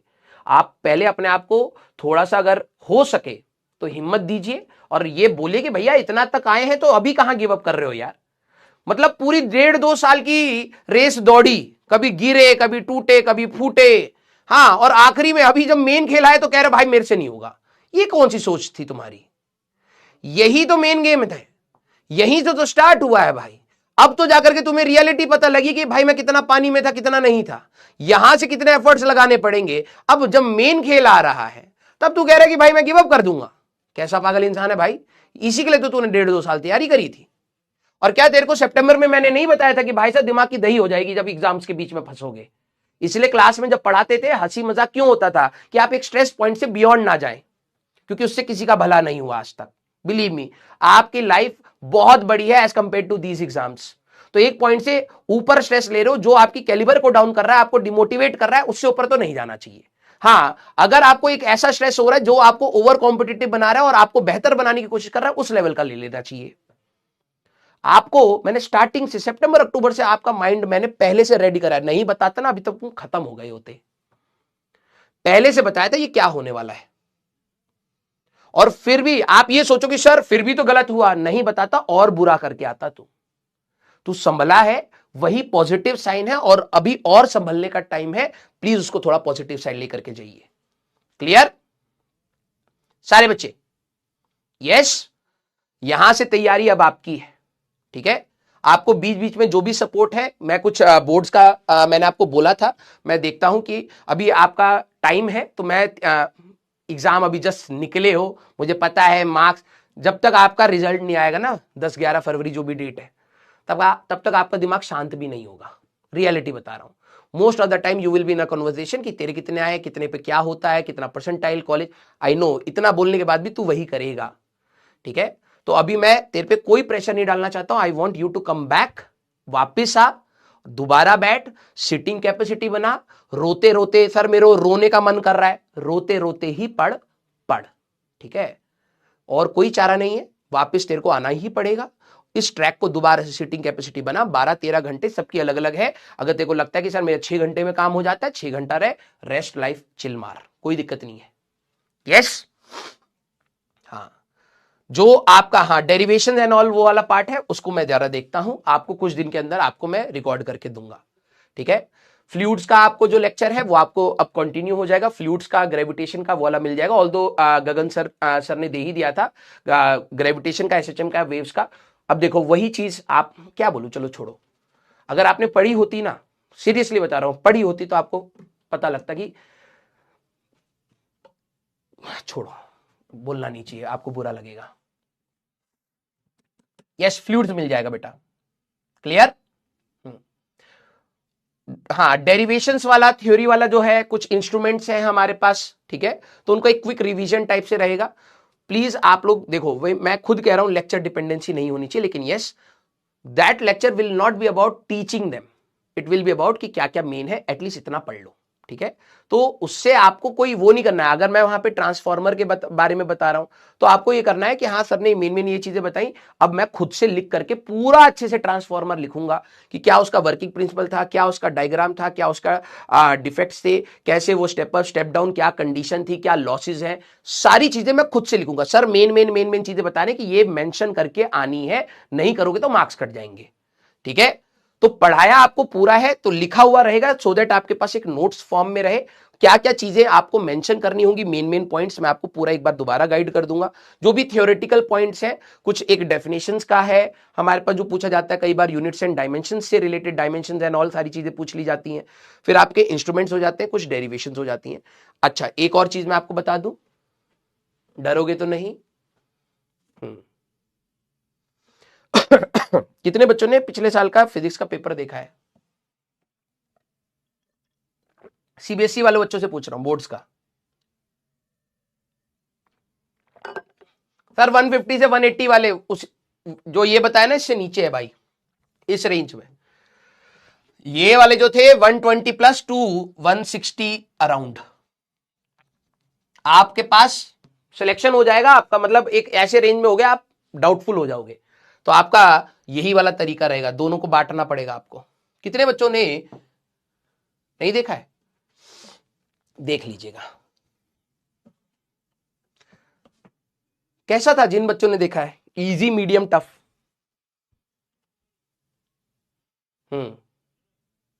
जिन्होंने सीबीएसई वाला नहीं देखा है, जो सीबीएसई बोर्ड के हैं, एक बार देखिएगा कैसा था बेटा। Easy, medium, tough? State boards के भी अच्छे पेपर आते हैं, आपको क्या ऐसा लगा? और ऊपर ऊपर से वही बात है, बाहर से देख करके बोलना और एग्जाम में जा करके लिखने में अंतर होता है, ठीक है? यस। जो बच्चा मीडियम कह रहा है ना, वो एग्जाम में टफ हो जाएगा, और जो टफ कह रहा है मतलब वेरी टफ होगा, और जो इजी कह रहा है एग्जाम में जाओगे मीडियम हो जाएगा। क्यों? क्योंकि बाहर से देखने में ना मेरे को भी तेरी शिफ्ट आसान लग रही थी। सर आप तो टीचर हो, आपको तो लगेगा, मैं स्टूडेंट पर्सपेक्टिव से बात कर रहा हूं। बाहर बैठ करके जब हम पेपर डिस्कशन करते हैं, बच्चे कहते हैं अरे ये तो नोट से था, अरे ये तो यहां करा दिया, वहां करा दिया। एग्जाम में खुद इसका दिमाग ही काम नहीं कर रहा था, सोच ही नहीं पा रहा था, क्योंकि प्रेशर आ गया। जिन बच्चों को इजी लगा पिछले साल का पेपर, दैट मीन्स ईमानदारी से अगर आप इजी बोल रहे हैं, आपको एग्जाम मीडियम या टफ साइड में मिलेगा। मीडियम वालों को टफ लगेगा, टफ वालों को वेरी टफ लगने वाला है। फिजिक्स का स्पेसिफिकली फॉर फिजिक्स बोर्ड्स अच्छा पेपर आने वाला है, ठीक है? अच्छी तैयारी आपकी डिमांड करेगा, अच्छे एक्सप्लेनेशन से डिमांड करेगा, अच्छे thought process, critical thinking, case study, सब कुछ अच्छी डिमांड करेगा। Yes, yes. हाँ, तो प्लीज देखो, हर चीज के हिसाब से अडेप्ट करिए। अब ये टर्मोइल है, फिजिक्स का पेपर अचानक से आपको अच्छा मिलेगा, और फिजिक्स का सिर्फ पिछले साल का नहीं है, हमेशा से बोर्ड्स में फिजिक्स का पेपर हमेशा जेई लेवल से ऊपर आया है। और कठिनाई सिर्फ सवाल की नहीं है, कठिनाई रिप्रेजेंटेशन की है, कठिनाई है पेपर को अच्छे से प्रेजेंट करने की है। आप घीचड़ मीचड़ करने की, स्टेप्स लिखने की आदत ही नहीं, आधे स्टेप्स उड़ा करके आ जाओगे आप, मुझे पता है, ठीक है? आधी चीजें लगेंगी अरे ये तो जानता ही होगा टीचर, टीचर तो सब जानता है कि तू गधा भी है, उसी के हिसाब से मार्क्स दे देगा, ठीक है? तो आपको, हाँ, डरने वाली बात नहीं है, अभी हमारे पास मोर देन सफिशिएंट टाइम है। एक बार पेपर को एनालाइज करिएगा, पिछले 4-5 साल के पेपर अगर आपको चाहिए तो मैं डाउनलोड करके आपका टाइम बच जाएगा, ठीक है? अगर मेरे पास पड़े भी थे, पता नहीं, अगर है तो मैं आप लोगों को आपके साथ शेयर कर दूंगा, आप एक बार नजर मार लीजिएगा, उससे आपको अंदाजा पता लग जाएगा कि यार फिजिक्स के पेपर से 3 दिन पहले से मुझे फिजिक्स स्टार्ट करनी चाहिए, 4 दिन पहले से, ठीक है? फिजिक्स तो आपका टाइम लेगी। क्लियर? हाँ, क्लियर? यस। वो कठिन है भाई, मैं पहले बता रहा हूं, कोई लुलू पुंजू वाली बात नहीं है। आपको जेईई मेंस से ऊपर बोर्ड्स मिलेगा, ठीक है? हाँ, दूसरी चीज भी बता रहा हूं, स्कोरिंग भी होगा। क्यों? क्योंकि वहां पर लीनियंसी रखी जाती है, ठीक है? मार्क्स मिल जाते हैं, लेकिन आपको तब मिलेंगे जब आप लिख करके आओगे, ठीक है? मैं ये नहीं कह रहा हूं कुछ भी गाने लिख करके आइयो, एटलीस्ट उस टॉपिक से रिलेटेड अगर आपने आखिरी तक जाने की कोशिश करी, कोई क्वेश्चन आया आखिरी तक सॉल्व करने की कोशिश करी, तो आपको मार्क्स मिल जाएंगे। कुछ भी रैंडम लिखोगे, 0 ही मिलेगा, स्टेप मार्किंग रहती है वहां पर। यस? क्लियर? Very good. हाँ, चलिए भाई, तो यहां से आई होप आप लोगों ने बहुत सारी लर्निंग्स रखी होंगी। देखो यार, क्योंकि मेरे पास अ पूल ऑफ स्टूडेंट्स है, सबका एप्टीट्यूड अलग है, सबके एफर्ट्स अलग है, सबका जर्नी अलग है, सबके मार्क्स अलग है, तो सबको मैंने ज्ञान देने की कोशिश करी है, ठीक है? और मैं आपको कोई भी चीज के लिए ओवरबर्डन नहीं कर रहा हूं, लेकिन यस, मेरा काम यह है कि मैं आपको आगे आने वाली प्रॉब्लम्स के बारे में पहले ही बता दूं, so that you will be attentive, और आप अपने एफर्ट्स को थोड़ा सा अच्छा कर ले, कि आपको उस समय झटका ना लगे कि सर आपने बताया होता कि यार फिजिक्स का पेपर ऐसा आएगा तो मैं थोड़ी सी ढंग की तैयारी करता। मैं पहले बता रहा हूं अच्छा आएगा सर, मेरे लिए तो जेईई मेंस कठिन था, तो जेईई मेंस से ऊपर आएगा, तो सर ये तो बड़ा दिक्कत वाली बात नहीं है। नहीं, दिक्कत वाली बात नहीं, दिस इज द रियलिटी। अब उस रियलिटी को फेस करने के लिए तेरे को स्ट्रांग बनना पड़ेगा, that is up to you. Clear? Yes, very good. Thank you की कोई बात नहीं है भाई, आप लोग एफर्ट्स लगाइए, आप लोग पढ़िए, और यहां का खेल इसके बाद सब कुछ आपका है, ठीक है? सब कुछ आपका है। हम लोग आपको बीच में आपको लेक्चर्स मिल जाएंगे, लक्ष्य बैच में ही मिल जाएंगे आपको। फ्लूइड्स का सरफेस टेंशन वाला पार्ट रिकॉर्ड हो गया था, ग्रेविटेशन का कुछ पार्ट रिकॉर्ड हो गया था, ऑल्दो गगन सर ने दे ही दिया, लेकिन मैं वो वाला पार्ट भी डलवा दूंगा, ठीक है? आप लोग प्लीज नोट्स निकाल करके पहले देख लीजिएगा, क्योंकि अगर आपको लगता है कि यार ये चीज मैं रिवाइज कर चुका हूं, कई बच्चों ने कर भी लिया होगा, तो डोंट वॉच द लेक्चर। मैं ये नहीं बोलूंगा मैंने रिकॉर्ड करा है, मेहनत से देख ले, कमेंट कर, कुछ नहीं। नहीं लगता, समय बचा, अपना आगे बढ़, खुद से प्रैक्टिस कर। क्लियर? Love you all. अपन लोग जल्द मिलेंगे बेटा, जब आपका जेईई मेंस का रिजल्ट आएगा। प्लीज बुरा मान करके ही बैठेगा कि बुरा आएगा। जो 180 सोच के बैठे हैं, 200 सोच के बैठे हैं, 150 सोच, सब लोग 30-30 मार्क्स पीछे हो जाओ। क्यों सर? एक्सपेक्टेशंस कम करो, वही मैं आपके दिमाग में डालना चाह रहा हूं। सब लोग अपने 30-40 मार्क्स कम मान करके बैठ के रहिएगा। जो भी आपको परसेंटाइल लग रही है उससे नीचे मान करके रहिएगा, ठीक है? क्योंकि थोड़ा सा लोड उस दिन अगर मान लो किसी को झटका लगे तो ऐसा नहीं हो कि 3 दिन रोने में ही निकल गए। पहले ही था कि यार मैं कम ही मान रहा था, ठीक है? Yes, love you all, thank you so much बेटा। हाँ सर मेरे तो 0 आ रहे थे। हाँ तो नेगेटिव में मान ले, 0 तूने ज्यादा सोच लिया। मतलब आखिरी में बेइज्जती करवा के ही जाना है। यस, हाँ सर जिसके 30 है, हाँ तो बेटा 0 मान लो, सबके लिए बोल रहा हूं, नो, हाँ यहां पर exceptions. Clear? Yes, clear, very good. हाँ, और तेरे जब तेरे 30 आ रहे तो तेरे को उस दिन एग्जाम में कौन सा खुशी होएगी? है ऐसा तो हो नहीं तो भाई साहब 2 साल की मेहनत रंग लाई है, एक 0 उड़ा भाई साहब 30 आ गए। उस दिन भी तो तू रो ही रहा होगा। और 30 में और 0 में कोई अंतर है नहीं भाई। ये नहीं होगा 30 वाला बोलेगा हे जगह खाली करो यार, हाई आईक्यू वाले बच्चे बैठे हैं यहां पर, तुम्हारे 0 आए हैं जेई मेंस में, यार क्या बात करते हो, जगह खाली करो। हम जाएंगे 250 वालों के बीच में जाकर के अपने डाउट्स पूछेंगे। कोई बहुत बड़ा डिफरेंस नहीं है भाई, ठीक है? 0 वाला लपेट के 2 मारेगा कि भाई साहब अभी तूने 2 सवाल गलत कर दिए होते और 2 सवाल मेरे सही होते, बराबर होते, 2 सवाल का अंतर। हाँ, क्लियर? यस, चले भाई, तो बहुत बड़ा डिफरेंस है नहीं कि अचानक से तुम्हें झटका लगा, अरे भाई मैं तो पॉजिटिव सोच रहा था नेगेटिव में आ गए। हाँ, तो ऐसा कुछ नहीं होगा, झटका तुम्हारे पेरेंट्स को लगेगा, ठीक है? क्लियर? हाँ, वेरी गुड सर। मेरे -75 आ रहे हैं, उसके बाद क्या होगा? उसके बाद तेरे को चाहिए भी क्या है? तेरे को नहीं लग रहा है तूने रॉक बॉटम हिट कर लिया है, अब क्रूड ऑयल ही निकलेगा वहां से? एक कह रहा -75 आ रहे हैं, अब इसके बाद क्या होगा? मतलब होप हो तो ऐसी हो, है ना? मैं तुम्हारे अंदर होप डालने की कोशिश कर रहा हूं कि भाई देखो पॉजिटिव साइड सोचो। ये देखो भाई -75 के बाद और क्या हो सकता है सर? मैं इससे नीचे जाना चाहता हूं। हाँ, आएगा बेटा लाइफ में। अभी जब तेरा बैंक बैलेंस जब देखा जाएगा तो -100 मिलेगा, 200 मिलेगा, लोन वाले घर के बाहर खड़े होंगे, ठीक है? वो जिंदगी में दिखेगा, वहां नहीं दिखेगा, ठीक है? आजा। नहीं नहीं नहीं, उसके बाद क्या है ना, उसके बाद अब सीधे बैंक बैलेंस में जाता है वो, ठीक है? हाँ, सीधे बैंक बैलेंस। जिंदगी भर तू जब भी बैंक की रिसिप्ट निकालेगा उसमें एक माइनस लगा होगा। हाँ, ठीक है, वेरी गुड। चलिए भाई, तो प्लीज अपनी हेल्थ का ख्याल रखना, ठीक है? अब मेरी क्लास है, मैं क्लास के लिए रेडी करूंगा अपने लेक्चर्स को। हेल्थ का ख्याल रखिएगा और आराम से लोड फ्री होकर के जो जो बातें मैंने बोली, जिस बच्चे को जो बात उसके लिए रेलिवेंट लगी, क्योंकि बहुत सारे बच्चे हैं, मैंने कभी 100 से नीचे की बात करी, कभी 100 to 150 160 रेंज की बात करी, कोई डेफिनेट रेंज है नहीं। किसी को लग रहा है कि सर मेरे तो 150 है तो मैं कौन सी स्ट्रेटेजी यूज करूं, मेरे 160 है मुझे क्या करना चाहिए, मैं एडवांस ही करूं या नहीं? अब वो तेरा कॉमन सेंस भी डिसाइड करेगा तेरे को क्या करना चाहिए। तेरे को 10-11 तारीख के बाद थोड़ा सा बेटर परसेंटाइल आती ही थोड़ा सा बेटर वो हो जाएगा कि यार कि क्या हमारे पास रास्ता है, तो हम लोग एक और बार मिल लेंगे, ठीक है? चलिए भाई, तो प्लीज अपना ख्याल रखिएगा, अपन लोग मिलते हैं बहुत जल्द। और बोर्ड से रिलेटेड जो भी होगा 1-2 लेक्चर्स, जो मेन चीजें हैं कैसे कैसे लिखनी है, एक बार उसके लिए मैं आपको गाइड जरूर करूंगा, क्योंकि वो भी इस बैच का हिस्सा था, ठीक है? और हाँ, वरुण के टीचर्स एंड ऑल बेटा अभी कुछ नहीं पता है, ठीक है? वरुण का अभी मेरे को कुछ भी नहीं पता, लेकिन वरुण हर साल आता है तो मैं उसी के हिसाब से मैं आपको बता रहा हूं। देखो फिर वही बात है, कर दी ना वही चीज मैंने, मतलब अपना 1.5 घंटा तेरे अप्रोक्सीमेटली 1 घंटा 45 मिनट हो गया तेरे ऊपर बर्बाद किया, और तूने फिर वही पूछा ना। टीचर्स डजंट मैटर भाई, हर टीचर अच्छा है, हर टीचर अच्छा है। जो भी आएगा वो तेरे लिए ही मेहनत कर रहा होगा, कोई भी आएगा।